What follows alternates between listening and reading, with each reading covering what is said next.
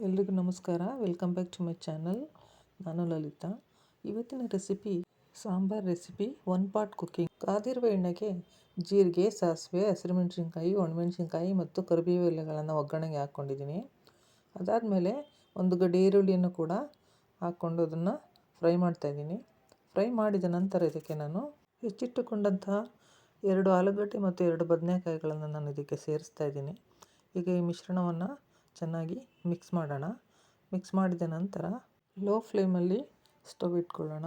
ಈಗ ಇದಕ್ಕೆ 2 ಟೊಮೊಟೊ ಹಣ್ಣುಗಳನ್ನು ನಾನು ಸೇರಿಸ್ತಾ ಇದ್ದೇನೆ. ಟೊಮೊಟೊ ಹಣ್ಣು ಸೇರಿಸಿದ ನಂತರ ನಾವು ಇದನ್ನು ಸ್ವಲ್ಪ ಫ್ಲೇಮ್ನ ಜಾಸ್ತಿ ಮಾಡಿಕೊಂಡು ಇದಕ್ಕೆ ನಾವು ಈಗಾಗಲೇ ತೊಳೆದಿಟ್ಟುಕೊಂಡಂತಹ ತೊಗರಿಬೇಳೆಯನ್ನು ಸೇರಿಸ್ತಾ ಇದ್ದೇನೆ.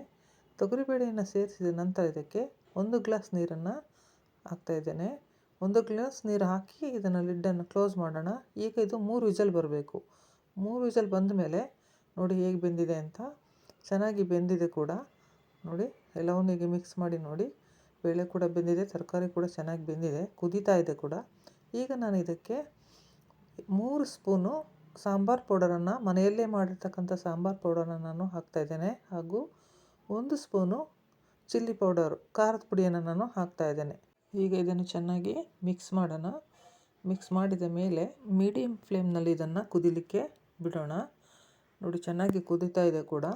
ಇದು ಒಂದು 2ರಿಂದ 3 ನಿಮಿಷ ಕುದ್ರೆ ಸಾಕಾಗುತ್ತೆ. ಈಗ ನಾವು ಇದಕ್ಕೆ ರುಚಿಗೆ ತಕ್ಕಷ್ಟು ಉಪ್ಪನ್ನು ಸೇರಿಸಬೇಕಾಗುತ್ತೆ. ನಂತರ ಹುಣಸೆಹಣ್ಣಿನ ರಸವನ್ನು ಸೇರಿಸ್ತಾ ಇದ್ದೇನೆ. ಅರ್ಧ ನಿಂಬೆಹಣ್ಣು ಗಾತ್ರದ ಹುಣಸೆಹಣ್ಣು ಸಾಕಾಗುತ್ತೆ. ಈಗ ತೆಂಗಿನಕಾಯಿ ತುರಿ ಮತ್ತು ಕೊತ್ತಂಬರಿ ಸೊಪ್ಪನ್ನು ಸೇರಿಸಿ ಎಲ್ಲವನ್ನು ಚೆನ್ನಾಗಿ ಮಿಕ್ಸ್ ಮಾಡೋಣ.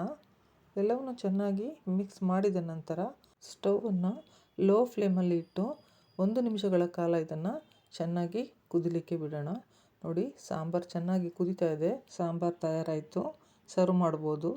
ವಿಡಿಯೋ ನಿಮ್ಗೆ ಇಷ್ಟ ಆದರೆ ದಯವಿಟ್ಟು ಕಮೆಂಟ್ಸ್ ಮಾಡಿ, ಲೈಕ್ ಮಾಡಿ, ಶೇರ್ ಮಾಡಿ ಹಾಗೂ ನಮ್ಮ ಚಾನಲ್ನ ಸಬ್ಸ್ಕ್ರೈಬ್ ಮಾಡ್ಕೊಳ್ಳಿ. ಥ್ಯಾಂಕ್ಸ್.